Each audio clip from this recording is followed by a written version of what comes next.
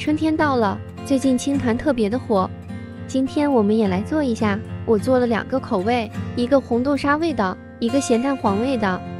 准备了8个咸蛋黄，也可以直接买现成的。我们搁蒸锅里蒸10分钟，蒸好后用勺子把它碾碎。如果想要口感更细腻，可以锅下筛，再放100克肉松、80克沙拉酱给它拌匀。我们把馅料抓一把，每30克团成一个小圆球。我的这些馅料最后一共分成了8个，盖上保鲜膜，放冰箱里冷冻半个小时。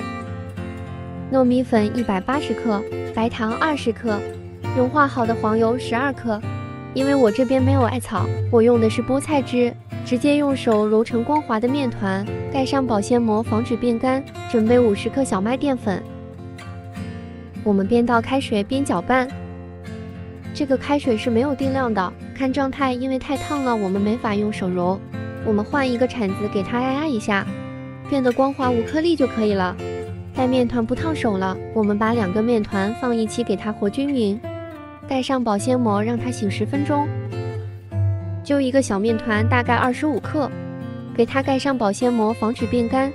我们给它捏成碗的形状，把馅放进去，用虎口慢慢的往上收，一点一点的给它捏紧实。最后包好后，我们再整理一下，让它变得表面更加光滑。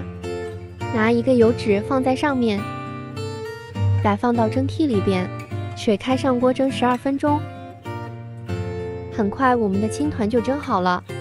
这时候我们拿一个刷子，给每一个的表面刷一层食用油，防止变干。底部也要刷一下，防止粘在盘子上。等稍微凉一下，我们就可以开吃了。我先来尝一下软软糯糯馅，还有一点沙沙的感觉，飘着蛋黄和肉松淡淡的咸味。我再试一个豆沙馅的，豆沙的是那种甜糯甜糯的感觉，你是不是也很想吃呢？想吃的话你也来试试吧。青团放凉后，我们用保鲜膜打包起来，放在冰箱里冷藏。